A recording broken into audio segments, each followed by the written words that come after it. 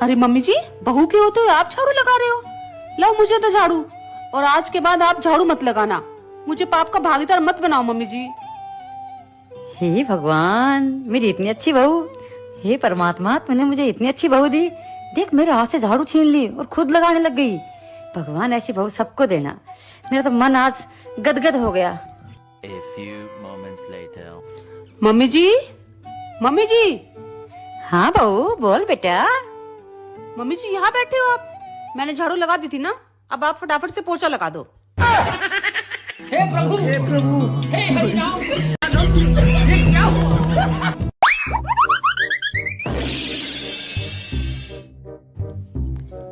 बहू, आज मैं डॉक्टर के पास गई थी। डॉक्टर बोला अगर मन में कोई भड़ास हो तो निकाल लेनी चाहिए, नहीं तो इंसान जल्दी मर जाता है। बताओ।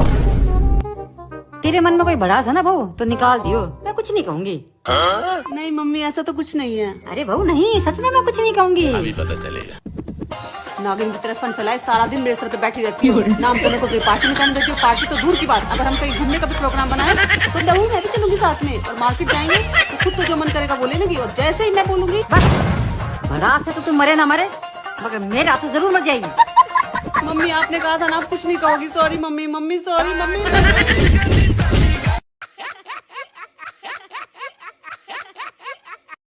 बहू, ओ बहू। माँ जी ने तो मेरा जीना मुश्किल कर रखा है, क्या करूँ?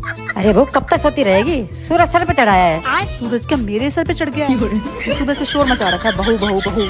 क्या है माँ जी, क्यों सुबह सुबह बहू की माला का जाप कर रहे हो? अभी तो मैडम की आँख भी नहीं खुली है। अरे तुम्हारे घर में ऐसा ही होता है क्या? सुबह सुबह को चाय वाय नहीं बनाता है क्या? अब इनको कैसे बताऊँ, मेरे घर में सारा काम बहुओं के मत्थे नहीं मना जाता। मेरी मम्मी तो इनसे भी बड़ी बुढ़ी है, पर ढेर सारा काम करती है घर का। अच्छा। बहू बहू नहीं चिल्लाती रहती है। अरे क्या बड़बड़ा रही है? कुछ नहीं माँ जी, कुछ नहीं बोल रही मैं तो। नहीं, कुछ तो बड़बड़ा रही है जरूर। नहीं माँ जी, आपके कान बज रहे होंगे। सासू माँ के कान तो बुढ़ापे में भी इतने तेज चलते हैं।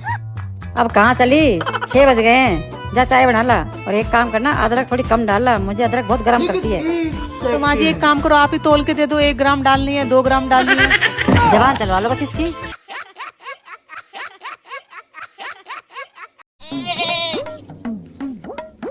अरे पिंकी बेटा, क्या कर रही हो? खाना वाना बना लिया क्या बेटा? नहीं मम्मी, बस अभी सोकर ही उठी हूँ। इतनी देर से क्यों उठी है? और खाना कब बनाएगी? बात तो सही है। खाना तो मेरी सास बना रही है मम्मी। सास बना रही है? वो क्यों बना रही है? अपनी बेटी को क्या आपने कम समझ रखा है क्या? 10 दिन से बीमारी का नाटक करके सासू माँ से ही खाना बनवा रही हूँ। वाह बेटी वाह, तुम बहुत चालाक हो। वाह वाह। ठीक है मम्मी, फोन रखती हूँ मैं बस। खुश रहो बेटा, खुश रहो। चलो भाई, देखो अब मैं क्या कर। मम्मी जी मेरी तबीयत भी कुछ खराब लग रही है। अभी तो ठीक थी, इतनी देर तबीयत को क्या हो गया? तो क्या आपकी बेटी चालाकी कर सकती है क्या? मैं नहीं कर सकती क्या?